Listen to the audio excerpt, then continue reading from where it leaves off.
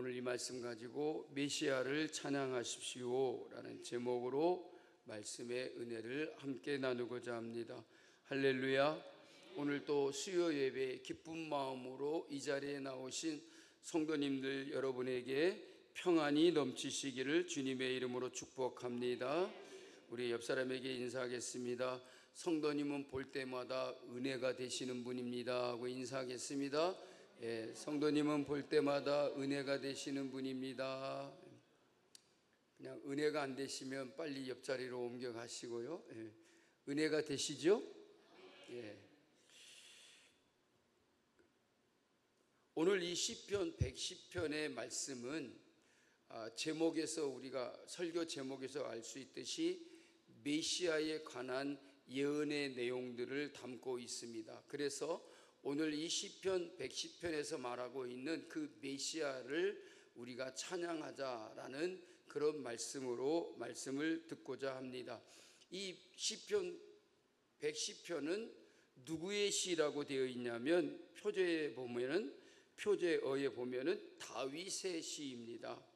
그리고 이 시편은 예수님의 메시아 되심을 예언하는 메시아 예언시다라고 이렇게 불리고 있습니다. 이런 종류의 시가 시편에는 모두 7편이 있습니다. 즉 메시아에 관한 예언을 담고 있는 말씀의 내용이 있는 시편이 2편, 16편, 22편, 24편, 45편, 72편, 110편입니다. 시편 22편이 고난받으실 메시아에 관한 그 노래라고 한다면 오늘 시편 110편은 영원한 왕과 제사장이 되시는 메시아에 대해서 가장 잘 노래하고 있는 시편이라고 할 수가 있습니다. 그래서 시편 전체에서 신약 성경에 보면 가장 많이 인용되고 있는 시편이 바로 시편 110편이라는 말입니다. 그러니까 메시아에 관한 그 예언의 말씀을 인용할 때에 신약 성경에서 가장 많이 찾아볼 수 있는 게 바로 시편 110편의 말씀을 인용하고 있다라는 것입니다. 다윗은 이 메시아에 대한 노래를 하고 있습니다. 그래서 그 시편 110편에서 말하는 이 메시아는 우리의 왕과 제사장이 되신다라고 이렇게 말하고 있습니다. 여러분, 다윗은 이스라엘의 왕이었습니다. 그럼에도 다윗이 메시아의 왕되심을 노래하고 있다라고 하는 것은 자기 위에 영원한 왕이 계심을 잊지 않았음을 우리에게 보여주고 있는 것입니다. 자신은 부족하고 연약하며 자신의 다스림은 불완전하고 한계가 있지만 영원한 왕이신 메시아는 완전하고 부족함이 없고 더 높으신 왕이고 그분의 다스림은 완전하며 한계가 없음을 노래하고 있다라는 것입니다. 그러니까 다윗은 자기의 왕의 신분에서 비추어 볼 때에 이 왕 되신 메시아는 자기와 비교할 바가 되지 않는다라고 이렇게 말하고 있는 것입니다. 즉 다윗은 자신이 왕이 아니라 진짜 우리의 왕은 따로 있다라고 하는 것을 우리에게 말하고자 하는 것이죠. 그래서 다윗은 자기가 이스라엘의 왕이었지만 자기보다도 더 높으신 왕이 있는데 그 왕은 바로 메시아다라고 하는 것을 늘 의식하며 살았다라고 하는 것을 의미하고 있습니다. 그러니까 다윗이 교만해지지 않을 수가 있었다는 것입니다. 왕이 되니까 정말 교만한 마음을 가지고 자기 자신을 스스로 높이려고 하는 그런 마음을 가질 수 있을 터인데 다윗은 자기가 이스라엘의 왕이지만 자기보다도 더 높으신 왕이 있다. 그래서 자기는 언제나 그분의 다스림 아래에 있음을 의식했다라고 하는 것이죠. 여러분, 우리의 삶에 늘 우리를 인도하시고 우리를 다스리시고 계시는 분이 있다라고 하는 것을 의식하며 사는 것과 그렇지 않는 것과는 삶의 방식과 내용과 삶의 목표에서 차이가 많이 나는 것입니다. 우리의 삶에 주님이 다스리는 자리에 있다면 더욱 그러하다는 것입니다. 여러분, 오늘 또 주님께서 우리를 다스리시고 우리를 인도하시는 분이시다는 것을 우리는 늘 의식하며 살아야 될 줄로 믿습니다. 그래야 우리의 삶이 참된 그리스도의 삶에서 변질되지 않을 수 있습니다. 하나님의 백성답게 살려고 힘쓴다라고 하는 것을 우리가 깨달을 수 있게 되는 것입니다. 1절부터 3절 말씀은 통치자이신 메시아에 대해서 노래하는 말씀입니다. 그래서 오늘 본문은 이렇게 시작합니다. 여호와께서 내 주에게 말씀하시기를 라고 이렇게 말합니다. 이 말씀에 보면 세 사람이 등장합니다. 하나는 여호와, 그리고 하나는 내라고 하는 존재, 그리고 또 하나는 주 말하는 것이죠. 그러면 여기서 여호와는 창조주이시며 영원히 현존하시는 하나님이시다라고 하는 것이죠. 이 시편을 기록한 사람은 다윗이기에 내 주에서 내는 다윗을 가리키는 것이고, 그런데 이 주는 과연 누구인가라고, 내 주라 그랬으니까 자기의 주님이라는 것이잖아요. 그래서 여호와께서 내 주에게 말씀하시기를 말했다라고 하는 것은 하나님께서 말씀하신 주라고 하는 그분은 나의 주가 되신다, 이런 표현인 것입니다. 그래서 주는 종이 주인을 부를 때와 제자가 스승을 부를 때, 그리고 신하가 임금을 부를 때에 사용되어졌던 그런 말인 것입니다. 그런데 이 시편을 쓴 사람이 여러분 다윗이었고, 다윗은 여러분 임금이었습니다. 그런데 임금이 주라고 부를 사람은 아무도 없지 않겠습니까? 임금이 누구 보고 주라 그러겠습니까?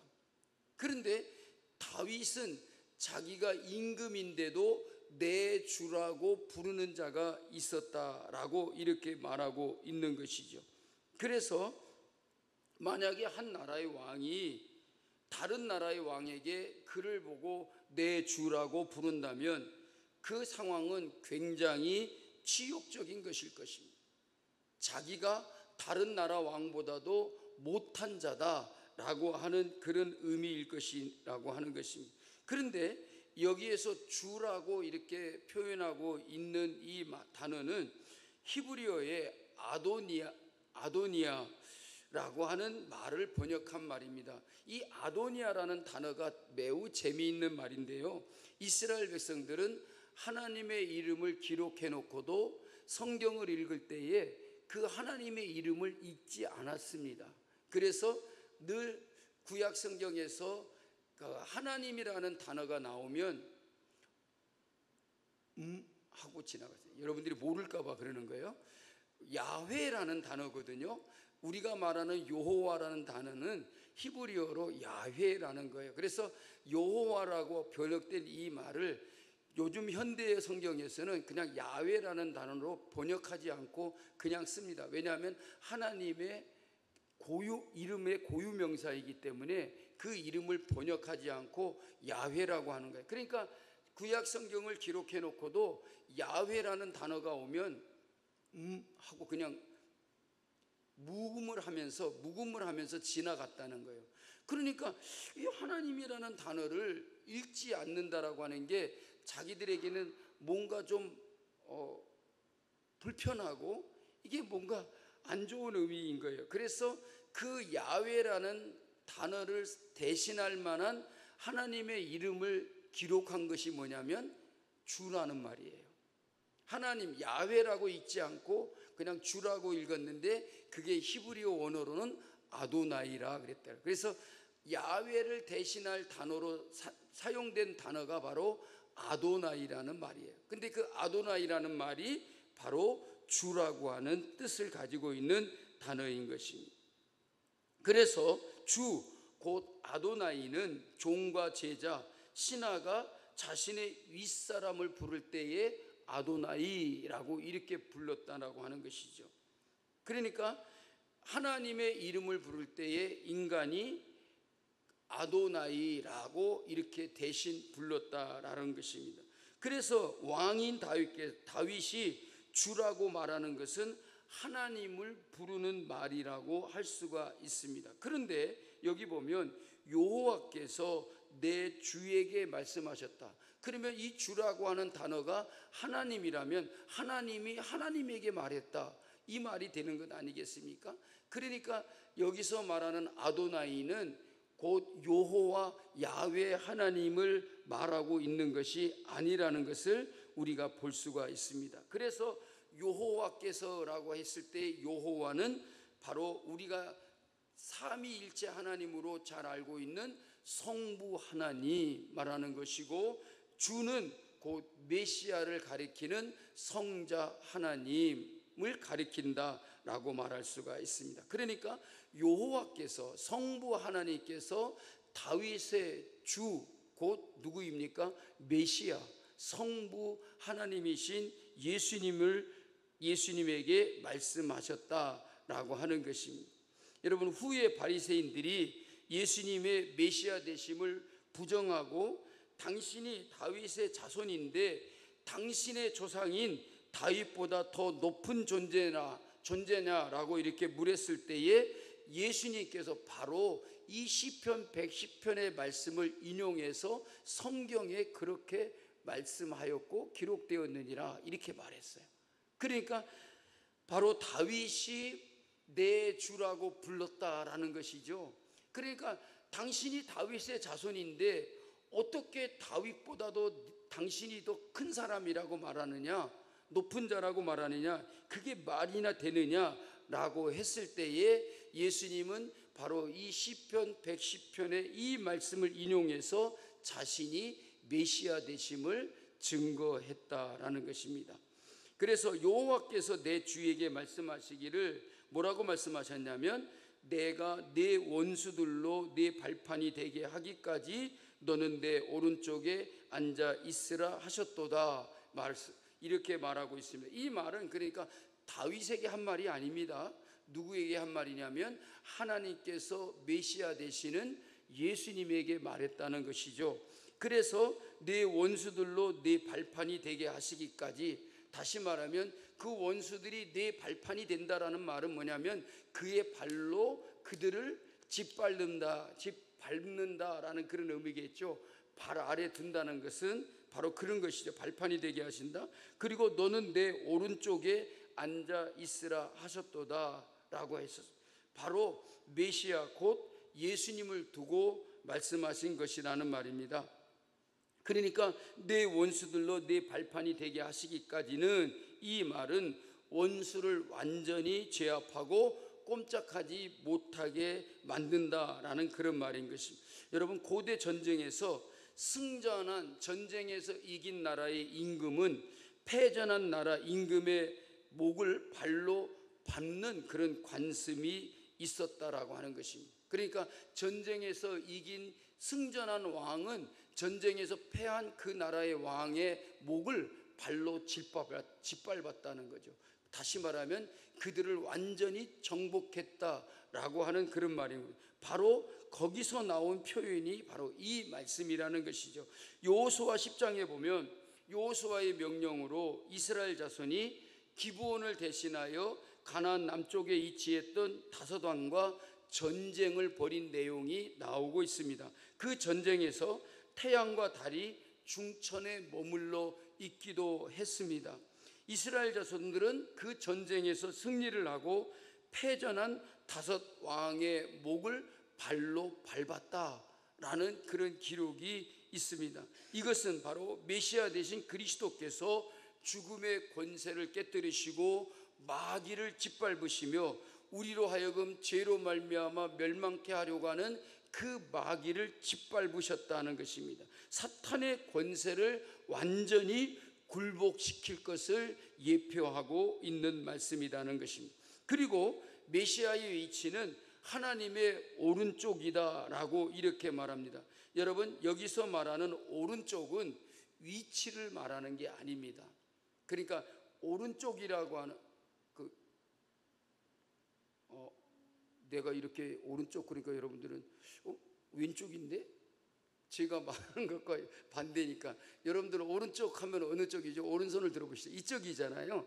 그러니까 여기서 오른쪽이라는 말은 그 위치를 말하는 게 아니고 이 오른쪽이라는 말은 상징적인 그런 의미를 담고 있다는 것이죠. 그래서 성경에서 말하는 오른쪽은 대부분 다 능력을 상징하고 있다는 것이죠.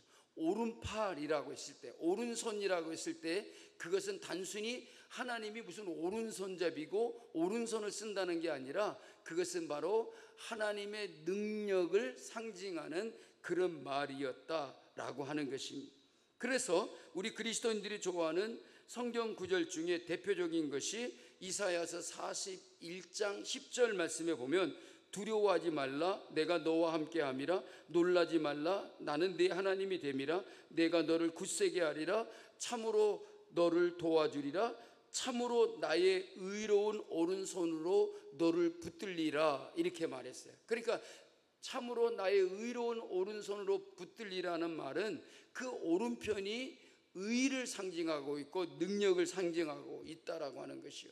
의로운 하나님의 그 능력으로 우리를 붙들어 준다라는 것입니다. 하나님이 왼손에는 힘이 없고 오른손에만 힘이 있기 때문에 오른손으로 붙들리라 이런 말이 아니고 오른손으로 붙들리라는 이 말씀은 곧 하나님의 능력을 우리에게 예표하고 있는 것이라는 말. 여러분 오늘 또 하나님이 오른손으로 우리를 붙든다는 것은 하나님의 능력으로 우리를 붙드신다는 것임을 우리는 기억해야 될 줄로 믿습니다. 여러분 하나님께서는 영이시기 때문에 오른손 왼손이 없습니다. 오직 하나님은 능력으로 우리와 함께 해 주시겠다라고 하는 약속을 오른손으로 붙들어 주리라고 말씀하고 있다는 말입니다. 그래서 하나님의 손으로 붙든다, 하나님의 오른손으로 붙든다는 것은 하나님의 능력 가운데 우리를 붙드시고 계신다라고 하는 그 말씀으로 우리가 잘 깨달아야 된다는 것입니다. 그래서 너는 내 오른편에 앉아 있으라는 이 말도 우리가 주일마다 신앙 고백으로 드리는 사도신경에 있는 내용이죠. 하늘에 오르사 전능하신 하나님, 사도신경 못 외우세요? 하늘에 오르사 전능하신 하나님 우편에 앉아 계시다가, 여기에서 우편은 위치를 의미하는 것이 아니라 성자 하나님은 성부 하나님과 그 존재와 능력에 있어서 동일하시다라는 그런 말씀인 것입니다. 그래서 우편에 앉아 계시다는 것은 성부 하나님과 동등한 능력을 가지고 계시는 분이심을 우리에게 나타내고 있다라는 것이에요. 그래서 어떤 분들은 사도신경이 잘못됐다, 틀렸다, 옛날 캐톨릭 그때에 만들어진 신경이기 때문에 이걸 우리가 우리의 신앙 고백으로 삼을 수 없다라고 하는 말인데, 그거는 너무 억지설이에요. 여러분, 그래서 뭐라고 하냐면 어떻게 예수님이 하나님 우편에만 앉아 계시냐, 그리고 또 앉아 계신다 그러니까 앉아 계시면 앉아서 그냥 아무 일도 안 하고 앉아 있는 것처럼 해석을 하는데 그 말이 틀렸다는 거예요. 그 말은 뭐냐면 우편이라는 말은 성부 하나님과 동등한 위치에서 동등한 능력으로 가지고 계신 분이시다라고 하는 것이고, 앉아 계신다는 말은 바로 주님이 그냥 앉아 계셔서 의자에 앉아 있듯이 앉아 있는 그것을 뜻하는 게 아니라 주님의 처소를 말하는 거예요. 그분이 계신 곳을 말하는 것이지, 주님이 그곳에 앉아 계신다는 것은 주님이 위치하고 있는 곳이 바로 하나님의 보좌에 하늘에 계신다, 그것을 상징하고 있는 거지, 주님이 그냥 가만히 앉아갖고 아무것도 하지 않냐고 앉아 계시는 것처럼 그렇게 해석하는 것은 너무나 억지적인 해석이라는 거예요. 그래서 앉아 계신다는 것은 바로 주님이 하나님과 그곳에 함께 계신다라고 하는 그런 것을 말하는 것입니다. 그러므로 하나님의 우편은 위치를 의미하는 것이 아니라 성부 하나님과 성자 하나님은 그 존재와 능력에 있어서 동일하신 분이시다, 그것을 우리에게 말해주고 있습니다. 그러니까 메시아로 오시는 그분은 바로 성자 하나님, 하나님과 같은 분이심을 우리에게 말씀해 주고 있다는 것이죠. 그래서 사도신경에 보면 그 다음 고백이 뭡니까? 저리로서. 저리로서라는 말은 뭐죠? 거기로부터. 저리로서, 그러니까 거기로부터 산자와 죽은 자를 어떻게 하러 오신다고요? 심판하러 오시리라. 바로 거기로부터 산자와 죽은 자를 심판하러 오신다라고 하는 이것도 바로 메시아의 신적 능력을 우리에게 상징해 주고 있다라는 것이죠. 그분은 분명코 이 땅에 오셔서 세상을 심판할 자이시고 산자와 죽은 자를 심판하실 분이시라는 사실을 우리는 확실히 믿는다라고 하는 것이 바로 이 신앙의 고백인 것입니다. 여러분 믿으시기 바랍니다. 처음에 구속주로 오신 예수님께서 다시 오실 때에는 우리를 구원하러 오시는 것이 아니라 우리를 이미 구속하셔서 우리를 구원하셨고 다시 오실 때에는 구원하러 오시는 것이 아니라 뭐 하러 오신다고요? 심판하러 오신다. 오늘 우리는 그것을 분명히 기억해야 될 줄로 믿습니다. 성자 하나님이 성부 하나님과 동등하신 분이시기 때문이다 라는 것입니다. 2절에 보면 여호와께서 시온에서부터 주의 권능의 귤을 내보내시리니 주는 원수들 중에 다스리소서라고 말합니다. 여기서 보니까 여호와께서 시온에서 주의 권능의 귤을 내보내신다라고 했는데 바로 여기에도 권능이라는 단어가 나옵니다. 그리고 여러분 귤라는 말이 무슨 말인지 아십니까? 그냥 모르시는 척 하는 거죠. 귤라는 말은 왕이 들고 있었던 이 지휘봉이나 지팡이를 말하는 건데 다른 말로는 왕의 홀이라고도 했어요. 근데 옛날에 왕들은 이렇게 큰 지팡이를 들고 있었어요. 그리고 왕이 가지고 있는 그 지팡이는 지휘봉이 되기도 했던 것이죠. 그래서 어떤 사람이 왕에게 나아가기를 원할 때에는 왕이 그 손에 들고 있는 귤을 앞으로 내밀어야만이 왕이 왕 앞에 오는 것을 허락했다라는 거예요. 그러니까 누군가가 왕에게 나아가기를 원한다 그러면 왕이 그것을 허락하는 의미로 자기가 가진 그 왕의 귤을 앞으로 내밀었다는 거죠. 그래야만이 그가 왕에게 나아갈 수가 있다는 거죠.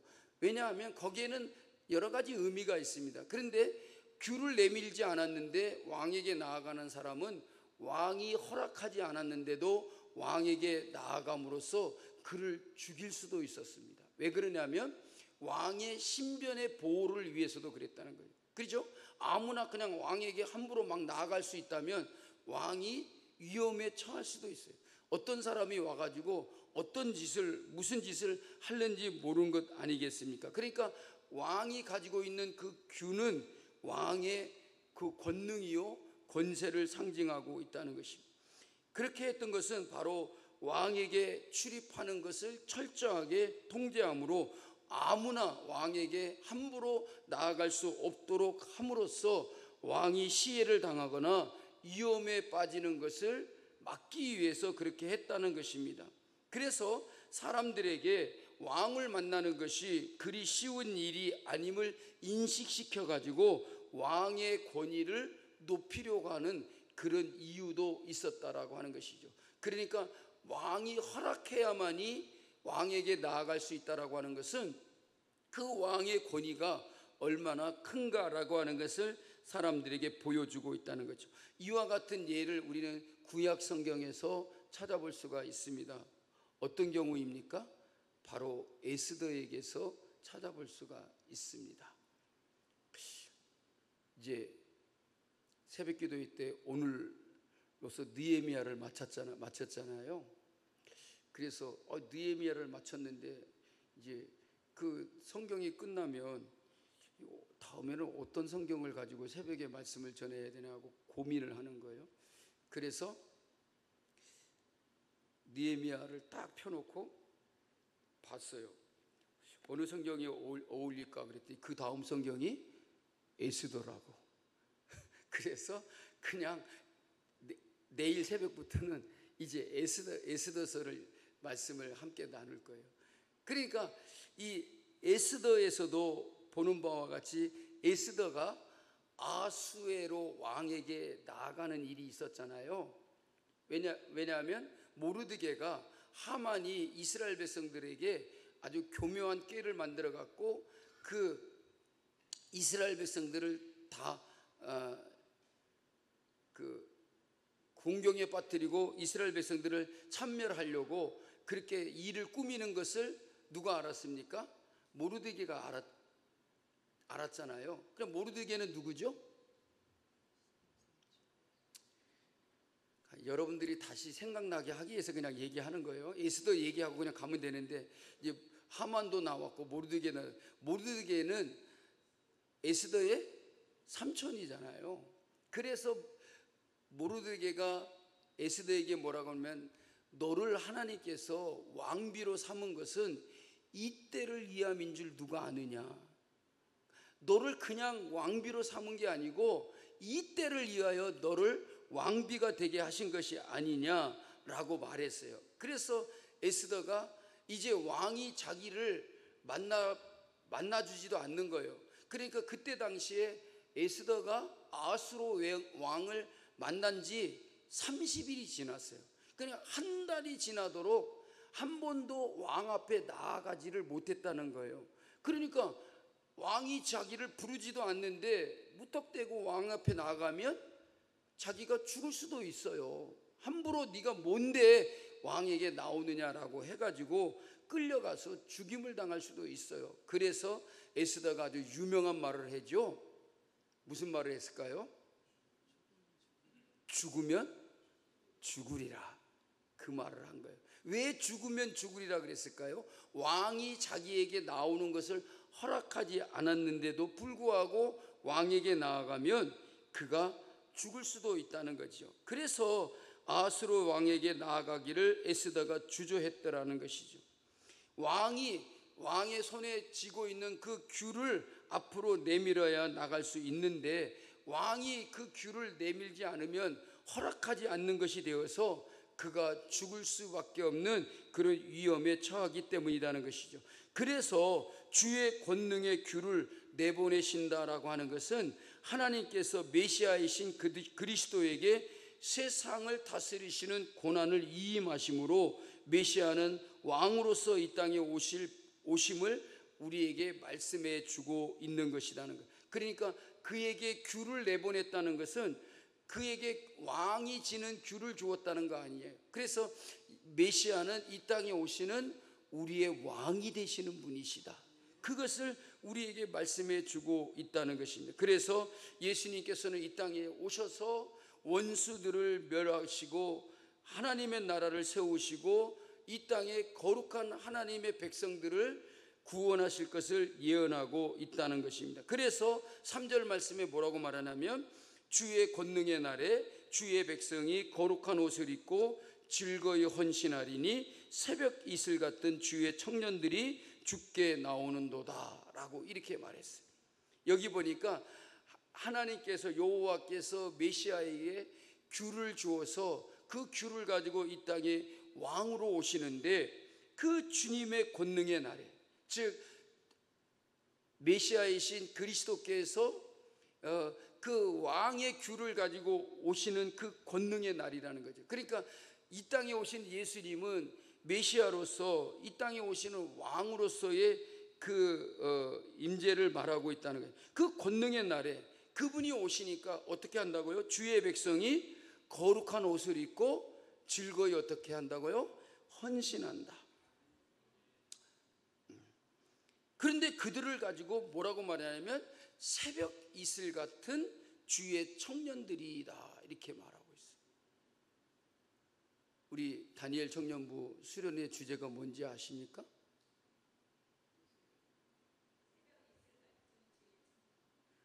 아니, 제가 물어보는 건 이 말이 나오기 때문에 물어본 거 아니에요. 새벽 이슬 같은 주의 청년이라는 주제였어요.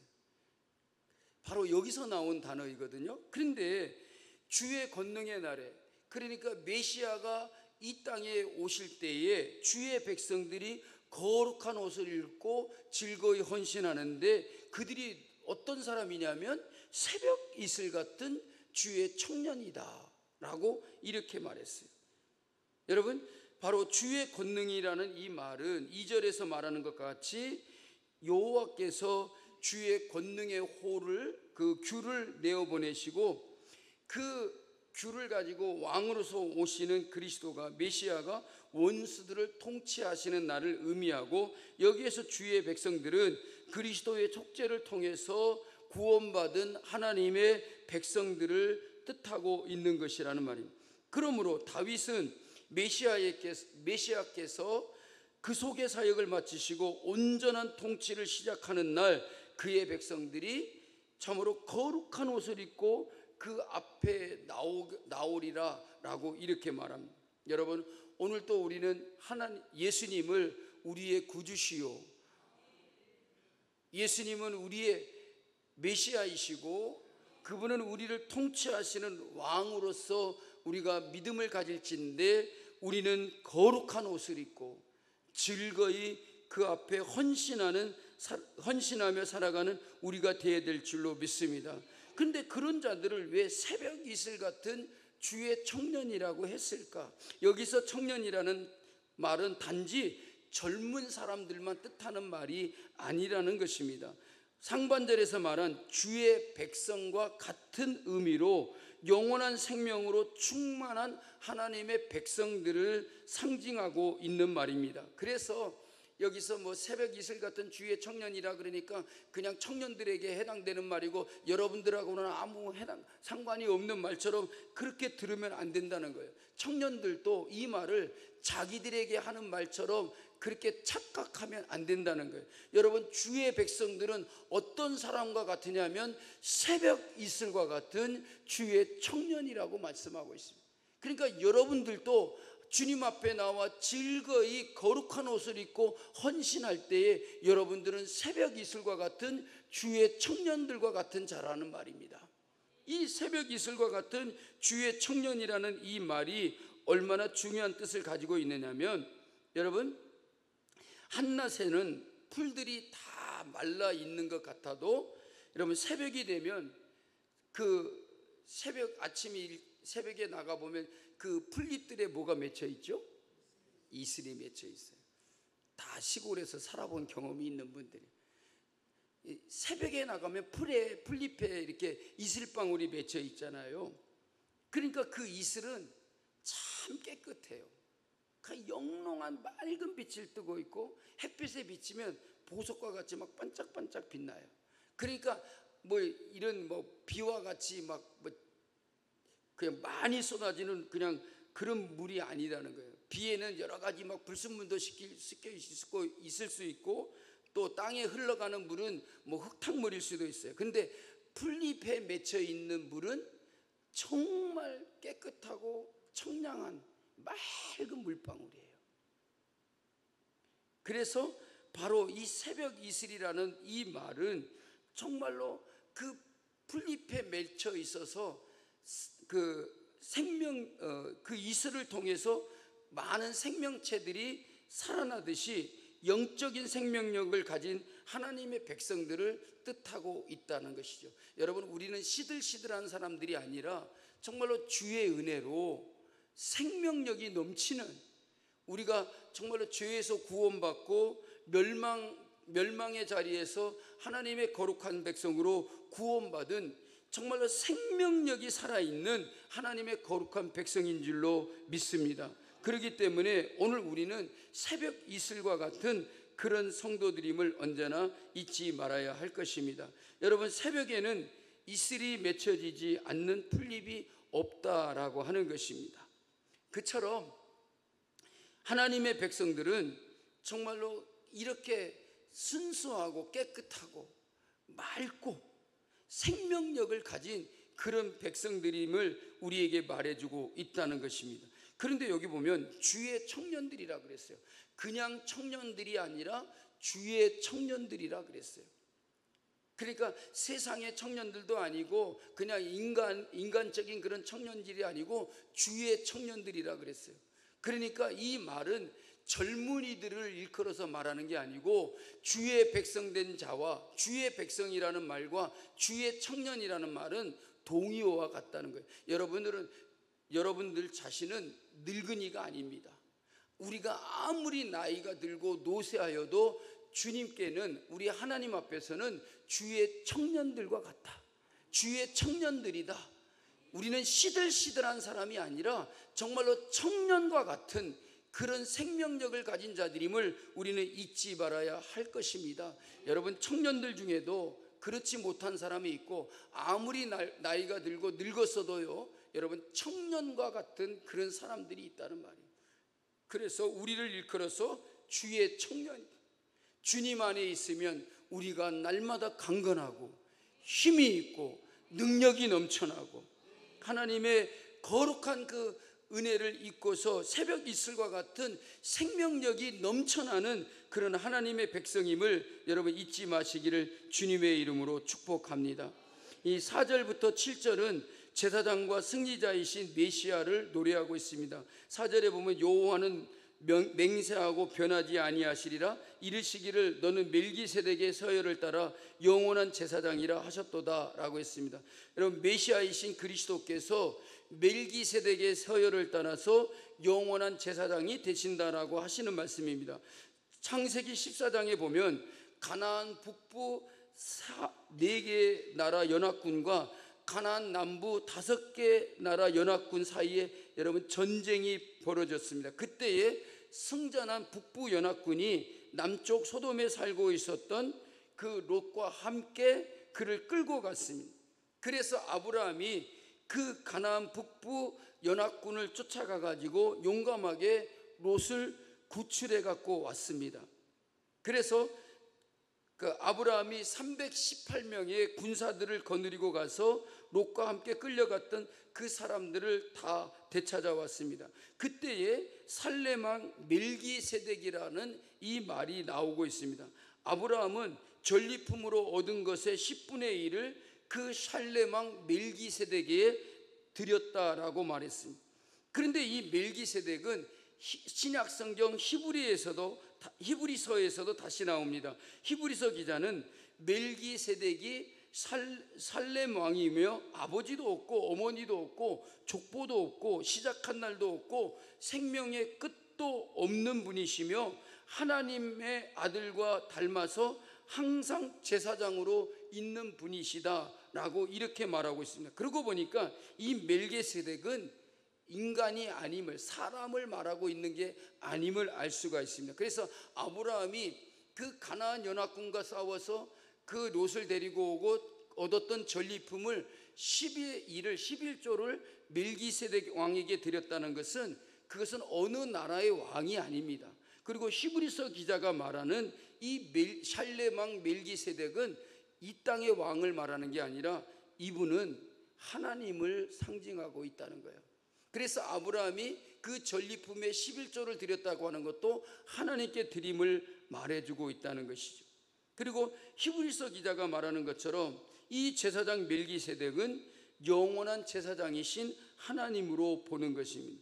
다윗은 인간 제사장은 유한하기 짝이 없지만 영원한 제사장 멜기세덱은 동등한 서열에 있는 메시아를 말하고 있습니다. 그래서 영원한 제사장이신 하나님은 곧 성부 하나님이 아니고 성자 하나님이신 예수님을 말하고 있음을 보여주고 있다는 것입니다. 그래서 5절부터 7절은 심판주로 오시는 그리스도에 대한 예언을 노래하고 있습니다. 우리가 메시아이신 그리스도께서 구속주이심과 심판주이심을 함께 믿을 때에 우리의 신앙이 온전해질 수 있는 것입니다.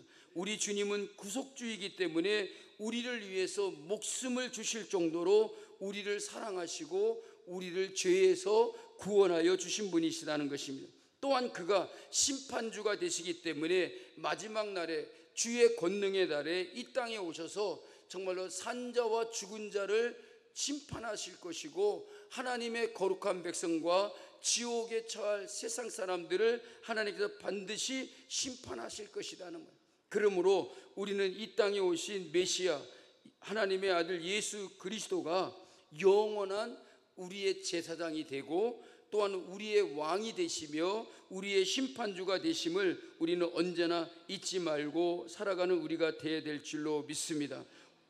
우리도 오늘을 하나님께서 정말로 마음과 정성을 다해서 우리를 심겨주신 자리에서 우리의 구원자 메시아이신 그리스도께 우리의 마음을 두고 다윗과 같이 정말로 이 땅에 오실 메시아를 찬양하고 그를 참으로 우리의 구원자로 왕으로 심판주로 이렇게 찬양하고 있는 것을 보면서 우리는 하나님의 아들 예수 그리스도를 우리의 구원주시오 정말로 이 땅에 오시는 심판주로서 우리는 그분을 믿고 찬양하며 살아가는 성도들이 되어야 될 줄로 믿습니다. 우리는 날마다 새벽 이슬과 같은 주의 청년들과 같이 그 메시아를 바라보며 메시아를 통해서 우리에게 주시는 그 영원한 생명을 가지고 주님을 찬양하며 메시아를 찬양하는 주의 백성들이 되기를 주님의 이름으로 축복합니다. 다 같이 찬양하겠습니다.